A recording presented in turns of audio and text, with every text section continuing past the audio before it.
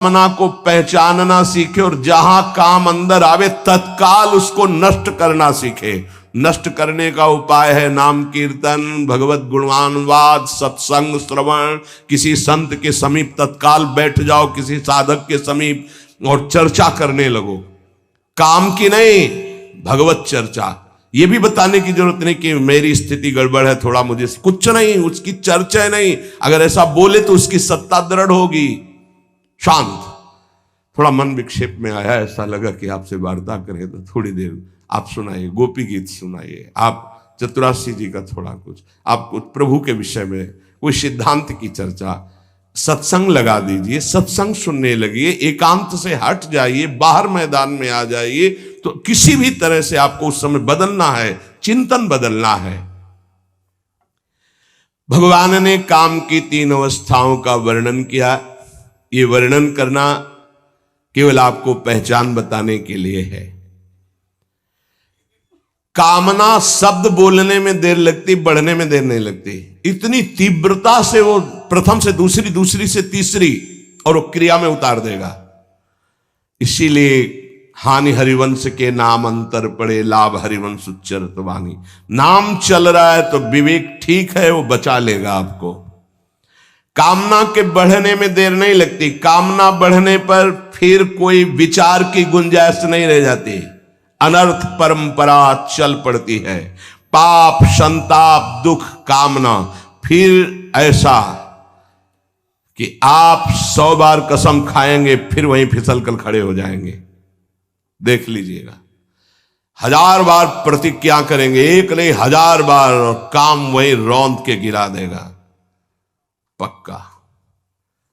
पहली कदम पर यदि इसे रोकना सीख गए तो बाहर निकल जाएंगे। और हरि शरणागत है तो निकलना तो पड़ेगा ही, वहां टिकने तो देंगे नहीं। हरि इतने कृपालु है, पक्का जलाकर तुम्हारे हृदय को वहां से भगाएंगे, पक्का भगाएंगे। नहीं नहीं, आज से अब नहीं, ऐसी गलती नहीं करूंगा, ऐसी गलती नहीं करूंगा, हे प्रभु क्षमा कर दो, चलो। और जहां फिर क्षमा हुआ तो फिर वो जब हृदय में उमगन आई तो फिर उधर ही की तरफ भागता है। फिर वो ऐसी दीवाल बनवाते हैं, चुनवाते हैं आसपास कि रास्ता बचेगा तो एक ही, हरि शरणम, दूसरा रास्ता नहीं। इसीलिए भगवान का आश्रय लेकर भक्ति करने वाला उपासक बहुत जल्दी विजय प्राप्त कर पाता है इन विकारों पर। अन्यथा मार के गिरा देते। बहुत बड़े विजयी योद्धा हैं, काम, क्रोध, लोभ, मोह, मद, मत्सर। हरि बचावे। वैसे कहा भी है हरि ने कि मामेवे प्रपद्यन्ते माया में ताम तरन्ति, मेरी शरण में आ जाओ तो बच जाओगे। समस्त दोषों का नाश, समूल काम का नाश, समस्त संबंध विच्छेद, एकमात्र भगवान का आश्रय लेकर भजन करने से हो जाते हैं। घबराना नहीं।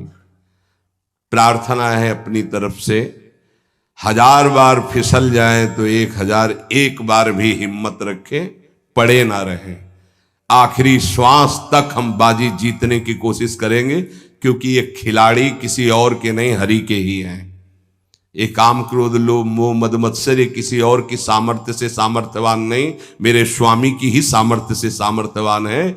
जिस दिन हमारा अहम धूल धूसरित हो जाएगा तो 1000 के बाद भी हम उन पर विजय प्राप्त कर लेंगे।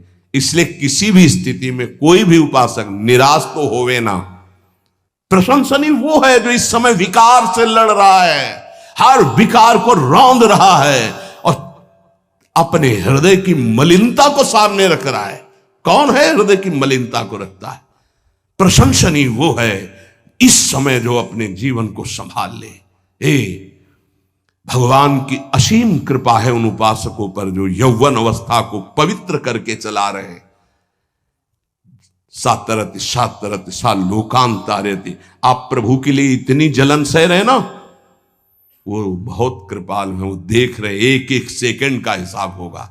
आप लोग ऐसा ना समझे कि आप जो कष्ट सह रहे हैं, आप जो जल रहे हैं, आप जो बेगों को सह रहे हैं, तो इसका कोई परिणाम नहीं। भगवान बिक जाएंगे, ध्यान रखना। वो देख रहे हैं, उनके लिए तुम सह रहे हो, उनके लिए सह रहे हो।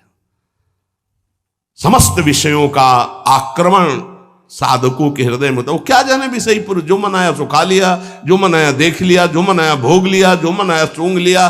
चलो एक साइड में आके देखो तब तुम्हें पता चलेगा।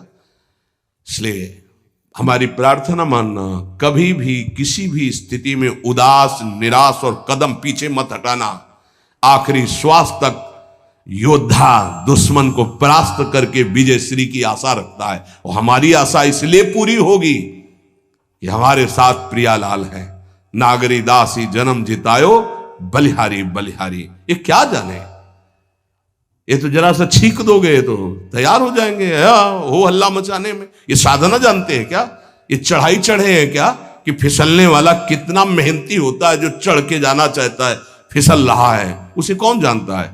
इसीलिए बड़े बड़े महापुरुष इस बात को, साधकों को प्रोत्साहन देते रहते। विषयी जी थोड़ी जानते, विषयी जी तो जरा सी बात हुई ना तो तोप बना करके, वो अपना रजिस्टर देखो पूरा काला, कभी नहीं वो देखेंगे लौट के।